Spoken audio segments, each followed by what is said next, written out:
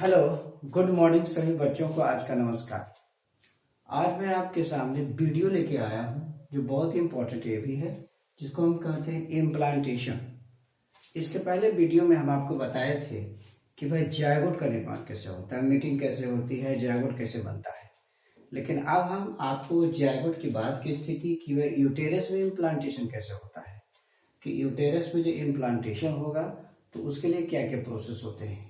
तो इसमें सबसे पहले ये बात है कि हम जायगोट देख रहे हैं, यहाँ पर जायगोट है। सबसे पहले जायगोट का डिवीजन होता है। हमने एक फ्रेमवर्क तैयार कर दिया है समझने के लिए। जब जायगोट का फॉर्मेशन होता है, जैसे ही ओवुलेशन हुआ, ओवुलेशन होने के बाद करीब 12 से 14 घंटे के बाद फर्टिलाइजेशन हो जाता है और जायगोट बन जाता है फैलोपियन ट्यूब में। जायगोट बन जाने के बाद 30 घंटे, फर्टिलाइजेशन के 30 घंटे के बाद पहला क्लीवेज होता है और वो क्लीवेज मेरिटेशनल या होलोब्लास्टिक होता है, जिसमें एक छोटा सा बड़ा रहता है, एक छोटा सा छोटा रहता है। इस अवस्था को टू सेल्ड स्टेज कहते हैं, जो तीसरे 30 घंटे के बाद होता है। उसके बाद फर्टिलाइजेशन के 60 घंटे के बाद एक और क्लीवेज होता है जो बड़े से स्टार्ट होता है। आप देख रहे हैं कि बड़ा वाला जो ब्लास्टोमियर्स है, ये ब्लास्टोमियर से स्टार्ट होता है। तो सबसे पहले ये वाला डिवाइड होता है तो 3 सेल्ड स्टेज का होता है। फिर ये कंप्लीट डिवीजन हो जाने के बाद, बंटवारा हो जाने के बाद, ये 4 स्टेज। पहला तो है हॉरिजॉन्टल लॉन्गिट्यूडनल होता है, दूसरा हॉरिजॉन्टल होता है जिसको तो बीच से होता है।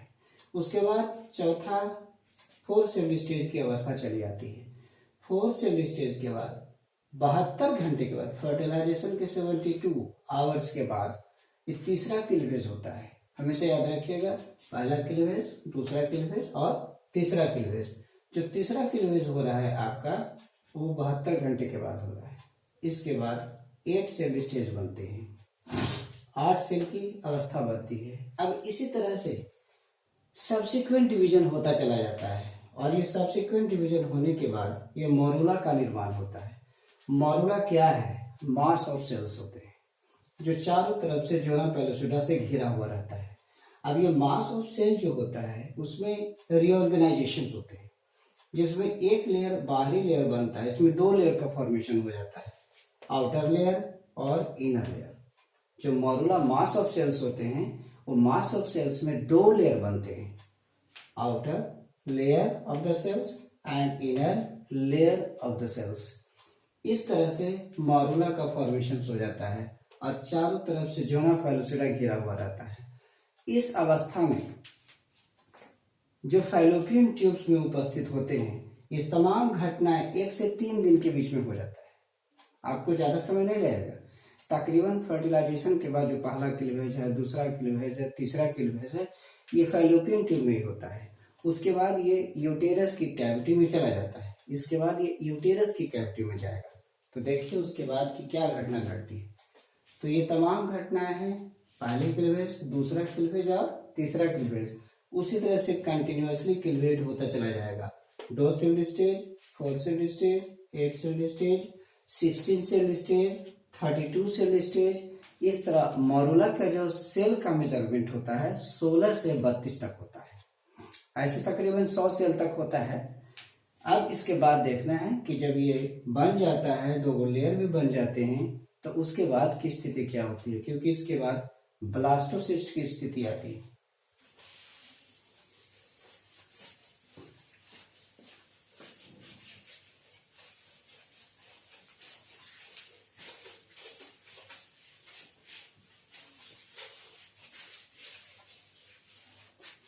ये जो हमने देखा था कि जो सेल है, ये cell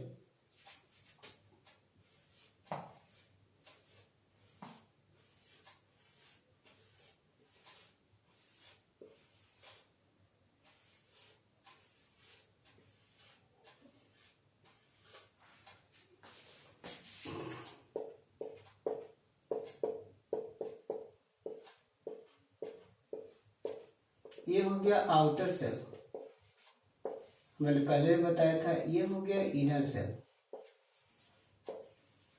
inner cell, outer cell से ये इनर सेल्स हो जाते हैं और चारों तरफ से एक लेयर का फॉर्मेशन हो जाता है, फॉर्मेशन रहता है। जिसको हम कहते हैं जोना पेलोसिडा। अब ये आउटर लेयर जो होता है, ये बाहर का, जब ये मोरुला कंप्लीट रूप से यूट्राइन कैविटी में चली जाती है तो जाने के बाद ये जो होता है डिसअपियर हो जाता है। Zona pellucida gets disappear. जोना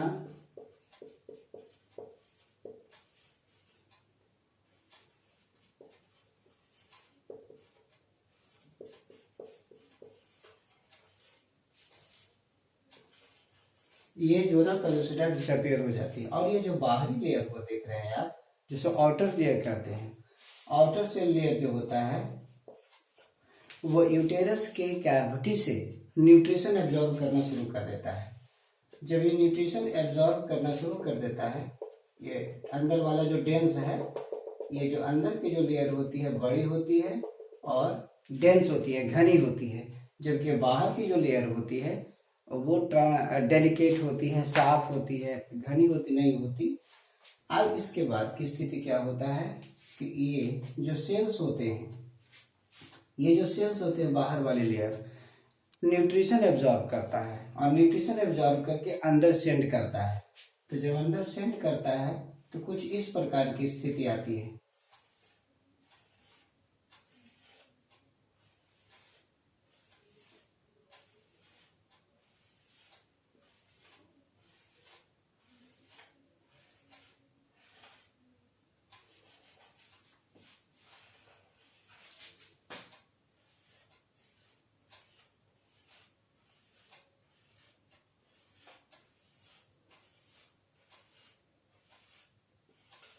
इस प्रकार की स्थिति चली आती है।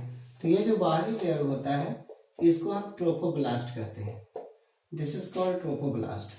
तो ये जो लेयर आप देख रहे हैं ये बाहर से न्यूट्रिएंट्स पदार्थ जो होता है या फ्लूइड जो होता है उसको एब्जॉर्ब करता है और एब्जॉर्ब करने के बाद ये अंदर की ओर भेजता है, अंदर की ओर भेजता है, जिसके कारण एक खाली जगह बनता है जिसको कहते हैं ब्लास्टोसिल्स।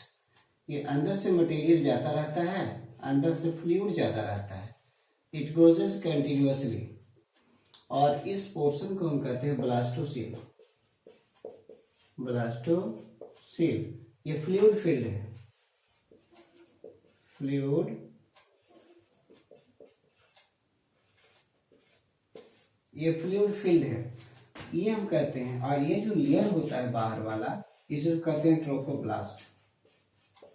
ट्रोफोब्लास्ट कहा जाता है। और ये जो आप देख रहे हैं आप एम्ब्रियोनल नॉब कहलाता है।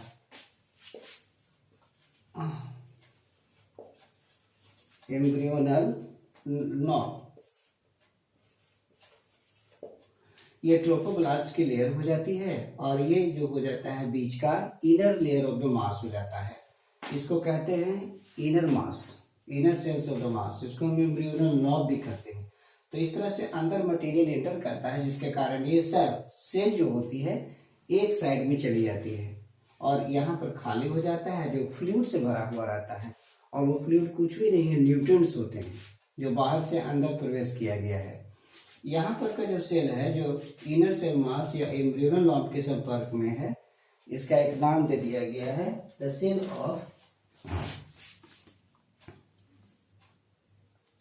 Cell of robbers.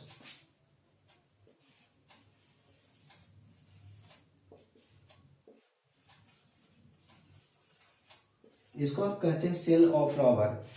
माने ट्रोफोब्लास्ट का वह लेयर जो एम्ब्रियोनल नॉब के संपर्क में होते हैं, इसको एनुअल एरिया कहते हैं, इसको वेस्टर्न एरिया कहते हैं, दोनों के दोनों अलग है। इस तरह से ये लेयर जो है ट्रोफोब्लास्ट है। ट्रोफोब्लास्ट का वह लेयर जो एम्ब्रियोनल नॉब या इनर सेल मास से जुड़ा हुआ है इसको कहते हैं सेल ऑफ रॉबर। और ये एम्ब्रियोनल नॉब है और ये खाली जगह जो फ्लूइड से भरा हुआ है, दिस इज कॉल्ड ब्लास्टोसील। अब हमारा जो ब्लास्टोसील तैयार हो गया है, अब this one is ready for implantation.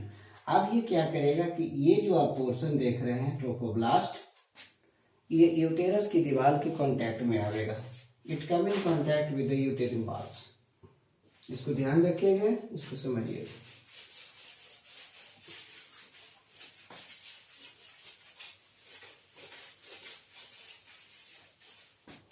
अब ये क्या होता है कि जो आपका यूटेरस की जो दीवार होती है, ये यूटेरस की दीवार है, इस दीवार के संपर्क में ये सेल आता है, ये आपका ये आता है। ये मान लिया कि ये ट्रोपोब्लास्ट लेयर हो गई और ये यूटेरस की दीवार है, the wall of the uterus, wall of. इसमें खाली सिस्टम को समझना है कि कैसे कैसे क्या होता है। और ये जो होता है ब्लास्टोसिस्ट है, ये ब्लास्टुला, ये ब्लास्टुला है। अब क्या होता है, इसको ये साइड में कर दीजिए, इसको ये साइड में कर दीजिए, ज्यादा अच्छा रहता है। हाँ, ये जो ट्रोपोप्लास्ट होती है ये यूटेरस की दीवार में आती है। जब यूटेरस की दीवार में आती है तो ये जो ट्रोपोप्लास्ट होता है रैपिड डिवीजन करता है। ट्रोपोप्लास्ट, when ट्रोपोप्लास्ट contact,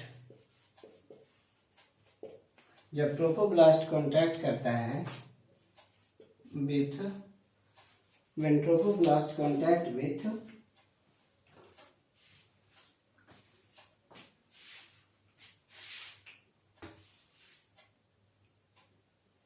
when trophoblast contact with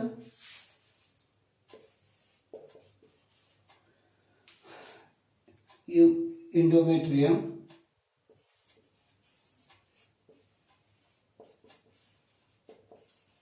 trophoblast जब एंडोमेट्रियम के संपर्क में आता है, when in contact with the endometrium, ये जो trophoblast starts rapid division, starts rapid, ये रैपिड डिवीजन करना शुरू कर देता है। इसके साथ साथ क्या करता है कि इसकी जो दीवार्स होती है उसको डिस्ट्रॉय करना शुरू कर देता है। एंड इट स्टार्ट्स डिस्ट्रॉइंग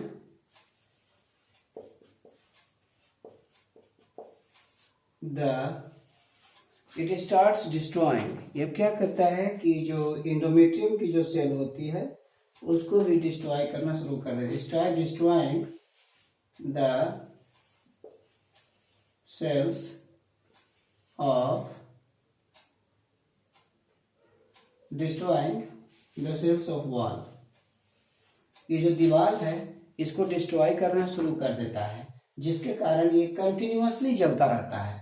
ये यहाँ पर डिस्ट्रॉय करता है और ये गड्ढा बनाता हुआ चला जाता है, जिसके कारण स्थिति बदल जाती है।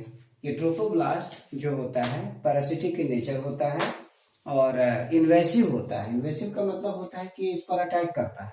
अटैक करने का पहला तो ये रैपिड डिवीजन करना है। रैपिड डिवीजन करके क्या करता है कि एक लेयर का फॉर्मेशन करता है, जिसको कोरियन कहते हैं। Rapid division to form chorion, to form chorion का फॉर्मेशन करता है। रैपिड डिवीजन करता है, रैपिड डिवीजन करके कोरियन का निर्माण करता है। अब ये कोरियन जो होता है सब मिल करके, ये सब मिल करके क्या करता है कि अंदर के सेल को डिस्ट्रॉय करता है। It starts destroying the cells. जैसे इस प्रकार की व्यवस्था आ जाएगी, ये हो जाएगा, ये गड्ढा करेगा, ये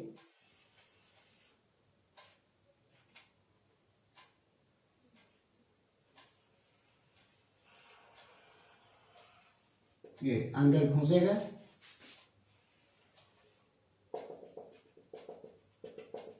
इसको तोड़ेगा, लाइसिस करेगा, मानी ब्रेक डाउन करेगा। It is the break seat of breaking down. यहाँ पर गड्ढा करेगा और ये नीचे की ओर जाएगा।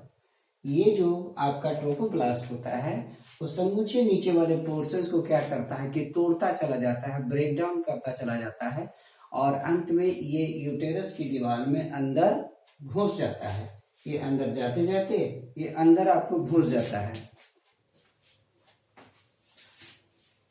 इसके बाद का जो स्थिति आती है वो ये है,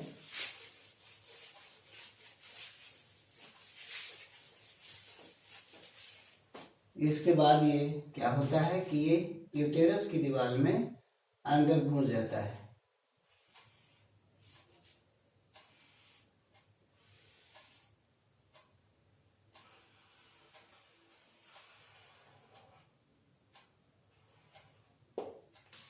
यूटेरस की दीवार में क्या करता है कि घुसते घुसते ट्रोफोप्लास्ट ये समूचे सेल को डिस्ट्रॉय करता हुआ चला जाता है और अंत में गड्ढा बनाता है और अंदर चला जाता है। और अंदर जाने के बाद क्या होता है कि ऊपर की जो एंडोमेट्रियम की जो दीवार होती है वो बंद हो जाती है, जिसके कारण समूचा ब्लास्टोसिस्ट अंदर प्रवेश कर जाता है। इसको हम कहते हैं implantation. Blastocyst is implanted. Blastocyst is implanted। इसको बेटा क्या कहते हैं? इम्प्लांटेशन कहते हैं। क्योंकि जब ब्लास्टोसिस्ट बन जाता है उसमें ट्रोपोब्लास्ट की लेयर बन जाती है, तो ट्रोपोब्लास्ट की लेयर बहुत ही आक्रमणकारी होती है और वो क्या करता है कि यूटेरस की दीवार को पूरा तोड़ेगा। जिस स्थान से टच करता है उस स्थान के सेल को डिस्ट्रॉय करता हुआ अंदर प्रवेश करेगा और एक गड्ढा बनाएगा और उस गड्ढे में अपने आप को सेट कर देगा। और जब अंदर घुसता है तो ऊपर से जो यूटेरस की जो दीवार होती है एंडोमेट्रियम, उसकी सेल डिवाइड करके उसको कवर कर लेती है। इस तरीके से इम्प्लांटेशन हो जाता है। तो ब्लास्टोसिस्ट इज इम्प्लांटेड या एम्ब्रियो इज इम्प्लांटेड। इस समय की स्थिति में तकरीबन इसमें 100 से या 100 से ऊपर सेल्स पाए जाते हैं। कि जैसे ही एक बार ये इम्प्लांटेशन इसका हो जाता है, जब इसका इम्प्लांटेशन हो जाता है यूटेरस की दीवार में, जैसे ही इसका इम्प्लांटेशन इसमें हो जाता है, तो इम्प्लांटेशन हो जाने के बाद शरीर में क्या करते हैं कि बहुत सारे फिजियोलॉजिकल परिवर्तन भी आते हैं, शरीर में चेंज भी आते हैं। जैसे ही इंटर करता है वैसे ही क्या होता है कि इसका जो कोरियंस होता है, ब्लास्टोसिस्ट में कोरियन का फॉर्मेशन हुआ है। अब कोरियन क्या करता है कि कोरियन स्पॉर्म, चारों तरफ से कोरियन का निर्माण हो जाता है। ये कोरियन एक लेयर है जिसको हम एक्स्ट्रा मेम्ब्रान कहते हैं। हाँ, इक्वल कोरियन। कोरियन क्या है? तो कोरियन जो होता है एक्स्ट्रा एम्ब्रियोनिक मेम्ब्रान है। ये एक्स्ट्रा एम्ब्रियोनिक मेम्ब्रान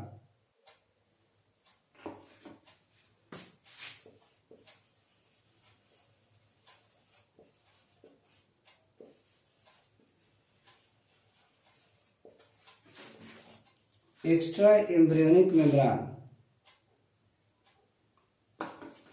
अब ये एक्स्ट्रा एम्ब्रियोनिक मेम्ब्रान जो होता है वो एक तरह का हार्मोन रिलीज करता है, एक तरह का हार्मोन रिलीज करेगा जिसे हम कहते हैं HCG। इसको हम कहते हैं HCG, ऐसे तो ह्यूमन HCG। ये HCG हार्मोन्स होता है, इसका पूरा फॉर्म होता है human chorionic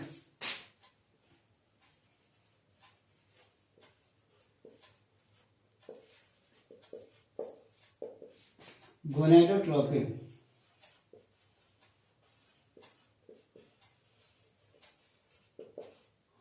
human chorionic gonadotropin ये हार्मोन्स होता है। ये हार्मोन क्या करता है कि ये एलएच के बदले काम करता है। It works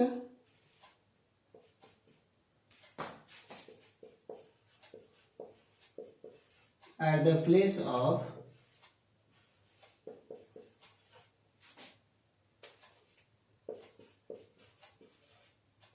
LH।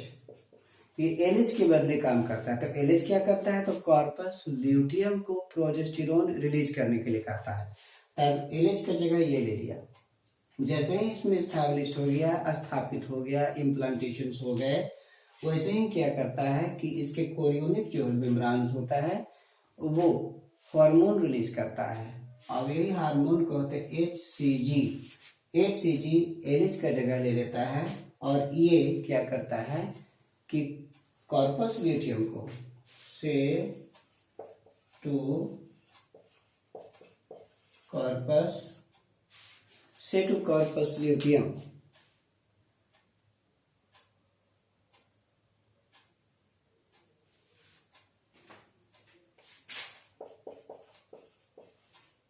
to release progesterone.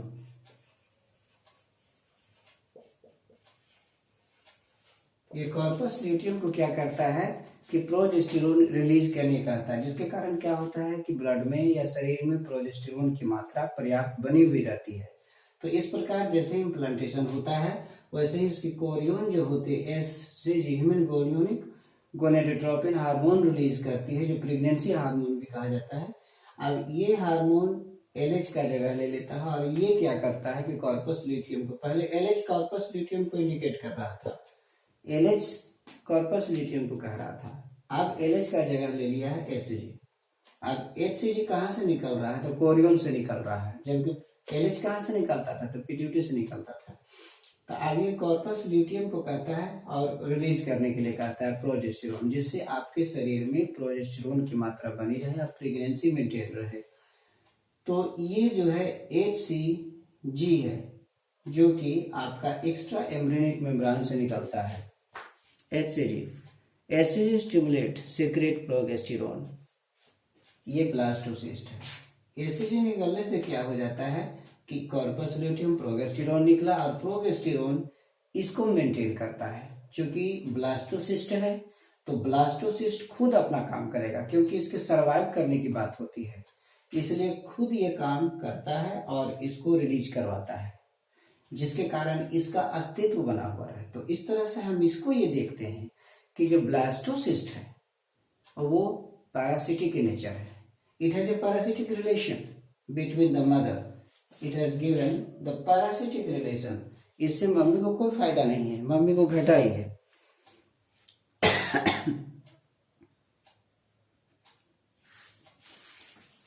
It has a parasitic relation.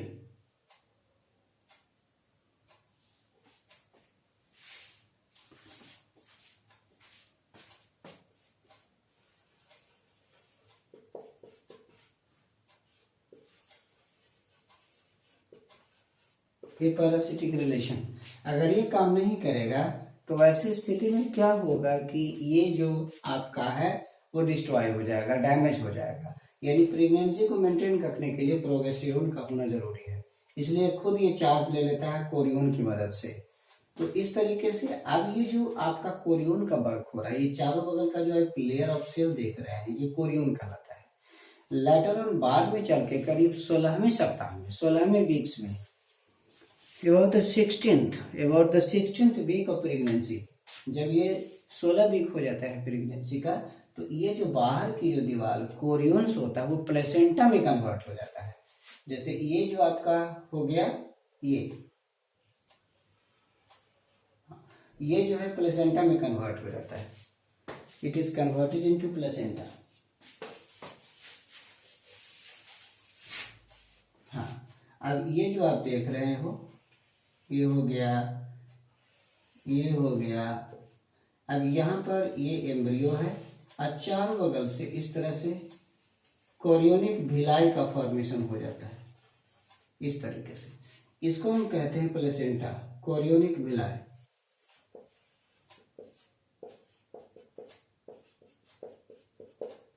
It is called placenta, इसी को प्लेसेंटा कहा जाता है।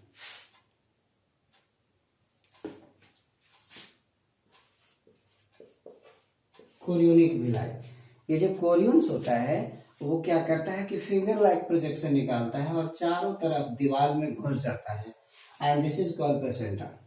अब ये प्लेसेंटा का काम ये होता है कि वह खुद टेक द चार्ज, अब ये रिलीज करना शुरू होता। पहले तो कोरियोनिक भिलाई कोरियन निकाल रहा था, कोरियन जो सेल का एक लेयर था, अब उससे प्लेसेंटा बना। प्लेसेंटा का मतलब होता है कि सेल और मदर की जो दीवार में जो टिश्यू है दोनों मिल करके बनाए।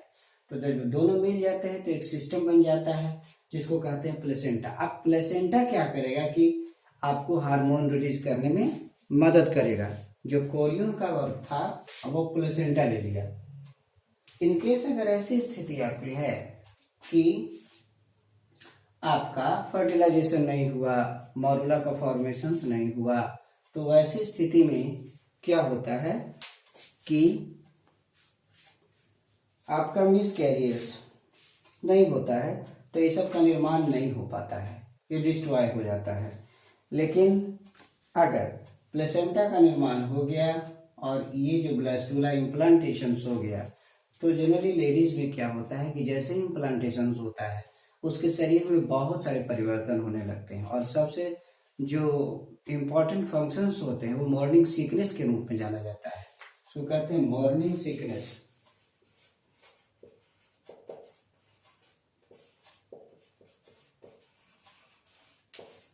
इसको कहते हैं morning sickness. Once implantation is done तो मॉर्निंग सिकनेस कहा जाता है। मॉर्निंग सिकनेस में हार्मोनल परिवर्तन होते हैं, टेंडरनेस और इसमें होता है हार्मोनल परिवर्तन। हार्मोनल है, साइकोलॉजिकल या फिजियोलॉजिकल चेंजेज होते हैं। इसमें जो ब्रेस्ट होता है वो टाइट हो जाता है, ब्रेस्ट होता है, इसमें जो परिवर्तन होते हैं वो growth and tenderness of breast होता है, growth and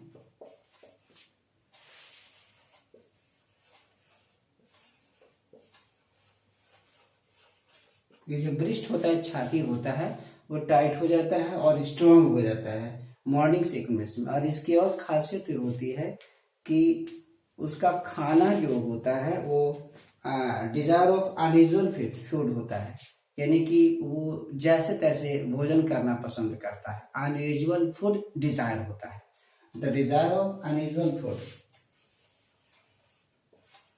desire of unusual food. ऐसी स्थिति में अब कभी कभी क्या होता है कि मिसकैरियर्स भी होता है, अबॉर्शन भी हो जाता है।